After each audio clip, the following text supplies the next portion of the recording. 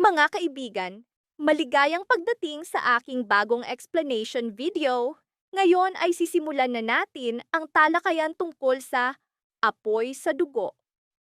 Kung nagustuhan ninyo ang video, huwag kalimutang mag-subscribe sa aming channel na Series Explained PH. Para sa mga nanonood mula sa Facebook, ang link ng aming YouTube channel ay nasa video description.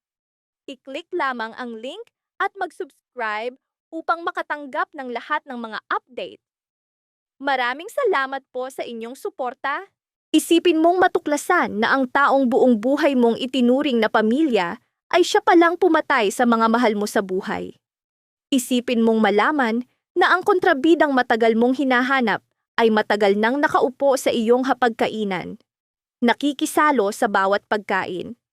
At nang dumating ang araw ng hustisya, mas marami pang lihim ang lumitaw, mga katotohanang lampas sa inaasahan. Ito ang kabanata, kung saan unti-unting nabasag ang maskara ng isang babaeng matagal nang nagpapanggap na biktima. Ang kanyang pangalan, si Angel. Sa loob ng maraming araw, isang bagay lamang ang nasa isip ni Vanessa, kailangang mahuli si Angel. Hindi para sa paghihiganti, kundi para sa hustisyang ninakaw sa kanyang pamilya. Habang tumatagal, lalong naging malinaw na si Angel ay hindi ordinaryong banta. Isa siyang buhay na bangungot, isang taong kayang ngumiti sa harap mo habang palihim na winawasak ang buong buhay mo. Alam ni Vanessa na kung muling makakatakas si Angel, mas marami pang buhay ang mawawala. Marahil si Mikay ang susunod na biktima. Kaya't nagplano ang inspektor ng isang maselan at mapanganib na operasyon. Alam nilang tuso si Angel. Sa tuwing akala ng lahat ay nahuli na siya, palagi siyang nakakatakas. Sa pagkakataong ito, hindi na maaaring magkamali. Dahan-dahang pinalibutan ng mga pulis ang gusali, bawat sulok, bawat pinto, bawat posibleng labasan. Isang malaking bitag ang unti-unting sumasara, at sa gitna nito ay si Angel. Nang maramdaman niyang paparating na ang mga pulis, sinubukan niyang tumakas. Tumakbo, lumiko, naghanap ng daan palabas. Ngunit sa unang pagkakataon, pumalpak ang lahat ng kanyang taktika. Ang huling pinto, ang huling pag-asa. Nakakandado rin. Naipit, hinarap ni Angel ang nakakatakot na posibilidad. Habang buhay na pagkakakulong. Habang buhay na kaparusahan sa kanyang mga krimen. Para sa kanya, mas mabuti pa ang kamatayan. Naghanda siyang tapusin ang lahat sa pamamagitan ng pagtalon mula sa mataas na gusali. Ngunit hindi ito pinayagan ng inspektor. Umalingaw-ngaw ang putok ng baril, kasunod ang sigaw ni Angel. Tinamaan ng bala ang kanyang binti at siya'y bumagsak sa lupa. Sugatan, talunan. Sa unang pagkakataon, natikman niya ang pait ng pagkatalo. Wala nang pagtakas, wala nang kanlungan. Ang matagal niyang mga kasinungalingan at maskara ay tuluyan ng gumuho. Para kina Vanessa, Marco, at Mikay, nagsimula ang bagong kabanata. Nabunyag ang katotohanan, ngunit kasabay nito ay may mga bagong tanong. Siya lang ba ang nagtatago ng pinakamadilim na lihim? O may iba pang nakatago sa mga anino? At kung meron, sino ang susunod na magiging biktima ng apoy na matagal nang naglalagablab? Wala nang bagong kasinungalingan na makakapagtanggol kay Angel. Sa huli, siya'y sumuko. Ang babaeng naghasik ng takot at pangamba sa loob ng mahabang panahon ay tuluyan ng nasa kamay ng batas. Ngunit, may isa pang laban na natitira. Ang laban para sa buhay, ang laban para sa kaligtasan. Sa gitna ng apoy at kaguluhan, desperadong hinanap ni Marco ang kanyang asawa. Nang matagpuan niya si Vanessa na nakagapos at nasa panganib, isa lamang ang nasa isip niya. Iligtas siya. Init, takot, panganib. Wala siyang alintana. Mabilis niyang pinalaya ang mga kamay ni Vanessa. Nanginginig sa takot at pagod, mahigpit siyang niyakap ni Marco, isang yakap na puno ng pangamba, pag-ibig at pasasalamat sapagkat buhay pa rin sila. Samantala, sunod-sunod na dumating ang mga balita sa tahanan ng panganiban, Yumanig sa buong pamilya. Pinakanagulat si Madam Sylvia. Hindi siya makapaniwala. Hindi niya matanggap. Hindi niya maunawaan na ang babaeng pinagkatiwalaan niya, ang akala niyang mabuti, ang palaging mukhang inosente, ay siya palang halimaw na matagal na nilang hinahanap. Imposible, pulong niya. Ngunit ang katotohanan ay naroon na, hindi matatakasan, at wala nang pagtalikod. Ang pinakamasakit na katotohanan ay hindi pa ito ang wakas. Isang bagong revelasyon ang paparating, isang katotohanan na tuluyang dudurog sa puso ni Madam Sylvia. Isang katotohanan na sisira sa lahat ng kanyang paniniwala tungkol kay Angel. At nang tuluyan niyang malaman ang buong katotohanan, lalo lamang lalakas ang kanyang galit. Sapagkat ang tunay na mukha ni Angel ay mas nakakatakot kaysa sa inakala ng sinuman. Habang nakapiit si Angel, tinanggalan ng kapangyarihan, maraming puso ang muling nabasag. Sa tahanan ng panganiban, bumigat ang hangin. Walang makapagsalita ng maayos. Walang makapaniwala na matapos ang lahat ng sakit, lahat ng luha, lahat ng dalamhati, ang tunay na sumisira ay nasa loob pala ng kanilang tahanan. Para kay Madam Sylvia, ito ang pinakamatindi. Minahal niya si Angel, pinakain, kinupkop, pinagkatiwalaan, ginawa siyang bahagi ng pamilya.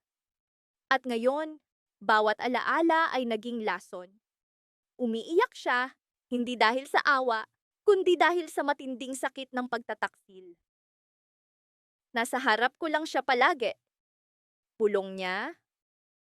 Umiikot ang kanyang isip sa isang tanong. Paano niya hindi nakita? Paano niya hindi naramdaman?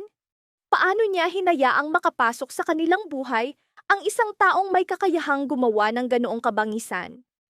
Ngunit sa gitna ng kanyang galit at pagsisisi, alam niyang may isang bagay siyang dapat gawin. Kailangan niyang harapin si Angel. Kailangan niyang tumayo sa harap ng babaeng sumira sa kanilang pamilya. At nang dumating ang araw na iyon, tahimik siyang naglakad. Mabigat ang bawat hakbang, patungo sa istasyon. Sa bawat hakbang, muling nabuhay ang sakit at paghihirap ni Sylvia. Sa kulungan, nakita niya si Angel sa likod ng rehas. Hindi na mayabang. Hindi na ang babaeng minsang kumukontrol sa lahat. Ngunit kahit nakaposas, kahit nakakulong, dala pa rin ng kanyang mga mata ang malamig na titig. Walang pagsisisi, walang malasakit sa mga buhay na kanyang winasak. Sa sandaling iyon, sumabog ang emosyon ni Sylvia. Hindi na niya napigilan ang sarili. May luha sa kanyang mga mata, may galit sa kanyang tinig, mabigat niyang sinabi. Tinanggap ka namin sa aming tahanan. Pinagkatiwalaan ka. Minahal ka bilang pamilya. At ano ang ginawa mo sa amin?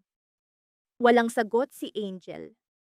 Ang kanyang tahimik na titig ay lalo lamang nagpasiklab sa galit ni Sylvia. Sapagkat nasa harap niya ang taong kumuha, kina Carlito at Luigi, ang taong sumira sa kanilang pamilya. Para kay Sylvia, hindi sapat ang kulungan. Hindi sapat ang habambuhay na sentensya. Ang mga nawalang buhay at oras ay hindi na maibabalik. At sa naglalagablab na galit, lumabas ang mga salitang matagal nang nakabaon. Dahan-dahan siyang lumingon kay Vanessa. Sa unang pagkakataon, ibinaba niya ang kanyang pride. Nanginginig ang kanyang tinig, puno ng pagsisisi ang kanyang mga mata. Vanessa, patawarin mo ako. Nagulat si Vanessa. Hindi niya inaasahang maririnig ang mga salitang iyon. Sa loob ng maraming buwan, siya'y pinagdudahan, hindi pinaniwalaan. Sa tuwing sinasabi niya ang katotohanan tungkol kay Angel, tinatawag siyang baliw.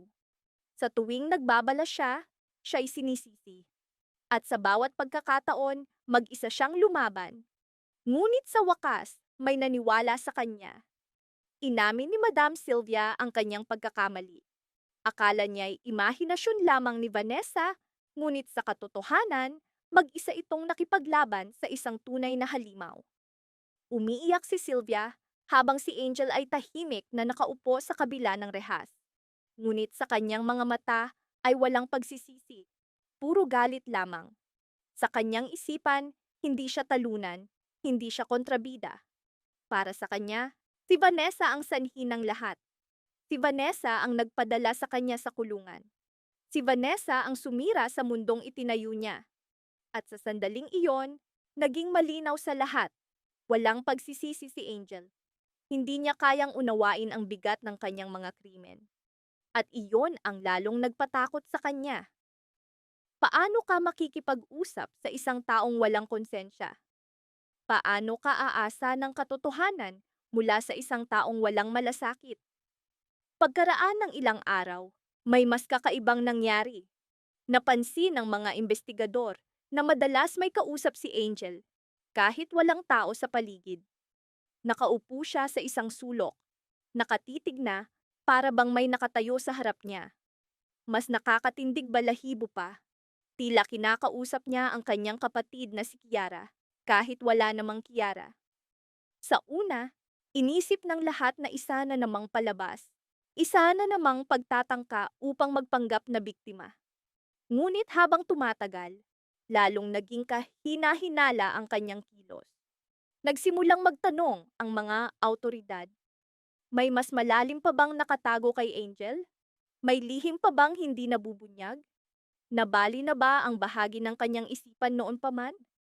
O isa na naman ba itong maskara? Isa na namang estratehiya upang makatakas sa kaparusahan? Habang dumarami ang mga tanong, lalong tumitindi ang mga interogasyon. Nanatiling tahimik si Angel, kakaunti ang sinasabi. At kapag nagsalita, putol-putol ang kanyang mga sagot. Para bang may tinatago, may binabantayan, para bang may katotohanang pilit niyang iniiwasang mabunyag. Ngunit alam ng inspektor, darating ang araw na mababasag ang katahimikan. At kapag nangyari iyon, mas nakakatakot pang bagay ang maaaring lumabas.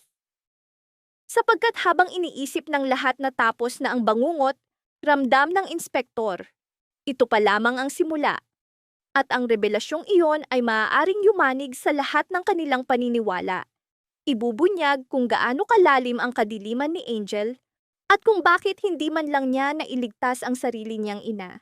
Maraming salamat sa panonood ng buong video. Para mapanood ang susunod na episode explanation, huwag kalimutang mag-subscribe sa Series Explained PH channel.